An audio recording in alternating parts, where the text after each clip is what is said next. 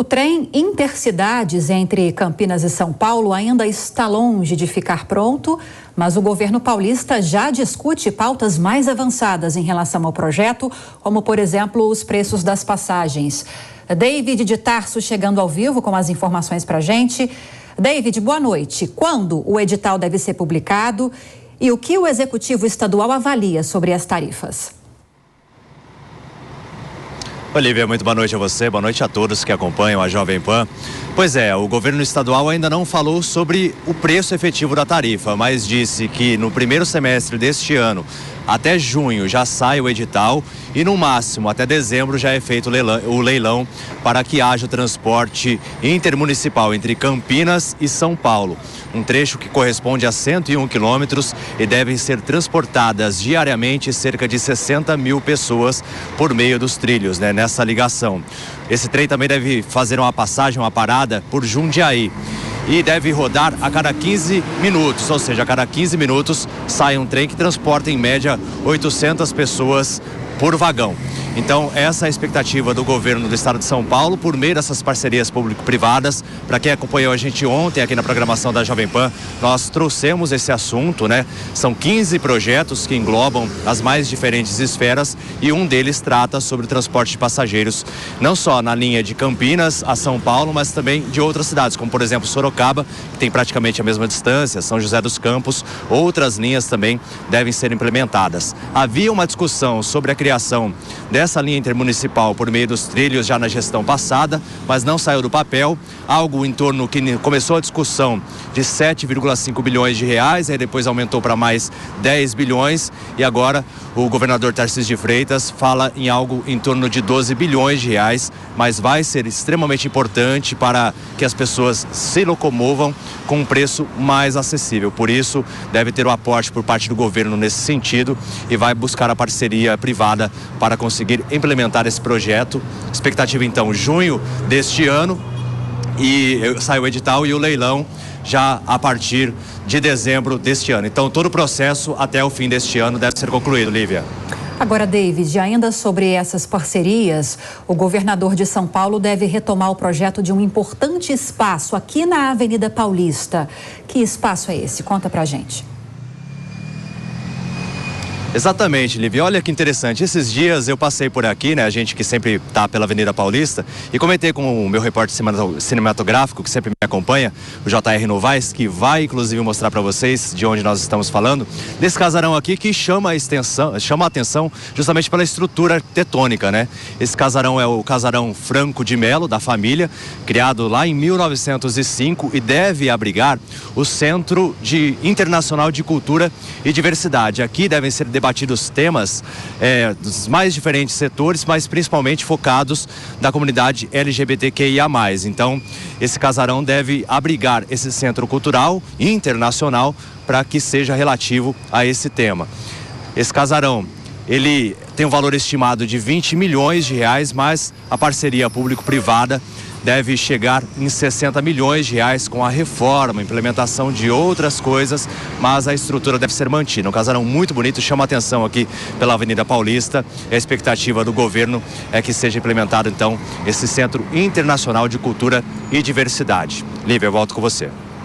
Boa notícia, mais uma boa notícia que você traz pra gente. Obrigada, viu, David de Tarso, um bom trabalho para você. Agora deixa eu chamar os nossos analistas. Vou começar por você, Fernando Capês, a respeito do primeiro assunto que o David trouxe pra gente, que é sobre essas discussões um pouco mais avançadas, embora esse processo seja lento, de implantação do projeto antigo do trem Intercidades, interligando São Paulo e Campinas. Como eu disse, é um projeto antigo, há essa expectativa do governo de que até o fim do ano essa proposta, esse projeto de implantação avance significativamente, mas é um projeto bilionário, vai avançar, mas a passos um pouco mais lentos do que nós gostaríamos. Por que um projeto como esse é tão importante, não só para essas duas cidades envolvidas, mas como para o país todo, para o estado todo? Bom, em primeiro lugar, vai haver uma geração de emprego enorme na construção desse projeto, na sua edificação. Segundo lugar, essa é uma região ali entre Campinas, existe um quadrilátero no estado mais rico da federação, que é o estado de São Paulo. É um quadrilátero Campinas, Piracicaba, vem ali para o Guarulhos, que congrega 75% da riqueza do estado mais rico do país. Então, sem dúvida alguma, ali é uma região hoje superpovoada no trânsito rodoviário, congestionamentos ali nas proximidades de Campinas, quando chega pela Avenida Anhanguera, ali em Jundiaí, e depois no acesso a Campinas, praticamente uma avenida na hora do rush. Isso também é muito importante e vai facilitar. Agora, o que nós temos que entender? Assim que for lançado o edital, o Tribunal de Contas vai analisar todos os detalhes, provavelmente vai ter alguma impugnação, sempre tem. O Ministério Público vai analisar. Então, existem polêmicas jurídicas que necessariamente acompanham esses projetos, principalmente projetos bilionários. E é evidentemente que também a iniciativa privada, para que faça um aporte de capital, ela pressupõe e espera que o governo coloque dinheiro público, porque senão não para em pé a relação custo-benefício. O governo tem que fazer o aporte inicial de capital para que depois as empresas entrem e tornem o negócio viável. Ora, esse aporte de capital significa dinheiro público. E dinheiro público vai despertar, claro, fiscalização dos órgãos de controle. Ministério Público, Procuradoria do Estado preventivamente, Tribunal de Contas e, é claro, quem se sentir prejudicado vai também judicializar e tudo isso atrasa bastante. Mas, como dizia o ex-ministro Marco Aurélio de Mello, é o custo módico da democracia. Agora, Suano, um outro projeto importante que também está tendo toda a atenção do governo aqui do estado é o projeto de privatização da Sabesp. Aqueles estudos iniciais para avançar nessa possibilidade já foram autorizados pelo governador Tarcísio de Freitas. E eu queria te ouvir a respeito dessa possibilidade que encontra resistência, principalmente entre alguns parlamentares de oposição ao governador. O próprio Tarcísio de Freitas, na tentativa de fazer com que essa proposta avance, tem dito reiteradamente que não vai haver aumento de tarifas com a privatização e que, caso haja, ele vai recuar dessa tentativa de privatizar a empresa. Como você está acompanhando todas essas movimentações e qual a sua opinião em relação a essa proposta defendida pelo governo de privatização? Eu vou começar pela minha posição em relação a essa proposta. Parabéns, governador, parabéns qualquer governo que pense em dinamizar a sociedade e privatize entidades, empresas, aquilo que for necessário para que tenha maior capacidade, seja por meio de ser mais eficiente, seja consiga eficácia na execução daquilo que ela propõe. Este é o primeiro ponto. Simplesmente a privatização vai dinamizar, vai melhorar, permitirá a modernização, trará mais investimentos, haverá investimentos correlatos acompanhando esta privatização.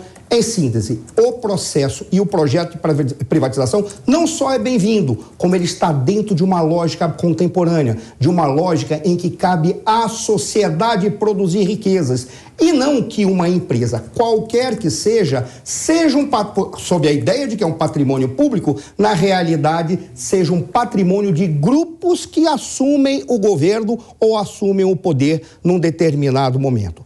Este é o primeiro ponto. Parabéns para qualquer medida que vise a privatização, qualquer projeto. Com relação ao caminho que está sendo trilhado, é interessante que o governador diga, não haverá aumento de tarifas, porque se houver aumento de tarifas, ele recuará. Eu preferiria que o governador ele observasse de uma outra maneira. Não apenas ele não se preocupe neste momento com o aumento de tarifa, mas que ele crie opções e possibilidades de novas e outras empresas e empreendimentos que consiga, numa escala tão grande, adequada, gerar lucro para aqueles que possam atuar. Em síntese, nós precisamos no Brasil de uma única coisa, um capitalismo de verdade. Não existe capitalismo se não houver concorrência e uma abertura para empreendedores. É isso que se espera.